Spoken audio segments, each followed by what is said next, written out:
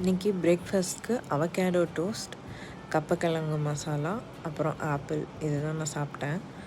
So avocado டோஸ்ட்டுக்கு வந்து நல்லா ஒரு ரைப்பான அவகேடோ எடுத்துக்கோங்க. கொஞ்சம் தக்காளி, கொஞ்சம் வெங்காயம், அப்புறம் garlic powder, pepper, salt, Lime juice இது எல்லாத்தையும் ஆட் பண்ணிவிட்டு மிக்ஸ் பண்ணிவிடுங்க இந்த மேஷோட. அதுக்கப்புறம் இங்கே வந்து கப்பக்கிழங்கு மசாலா, அது ரொம்ப சிம்பிள். வெங்காயம், வேக வச்ச கப்பக்கிழங்கு, பச்சை மிளகா, நான் இதில் போட மறந்துட்டேன், பட் பச்சை மிளகா, கருவேப்பிலை அது போட்டு தாளித்து எடுத்துக்கோங்க. அடுத்து வந்து எக்கு வந்து பாயில்டு எக்காகவும் யூஸ் பண்ணலாம், இல்லை இந்த மாதிரி எக்கும் நீங்கள் போட்டு ட்ரை பண்ணலாம். அடுத்து வந்து ப்ரெட்டை டோஸ்ட் பண்ணி எடுத்துக்கோங்க.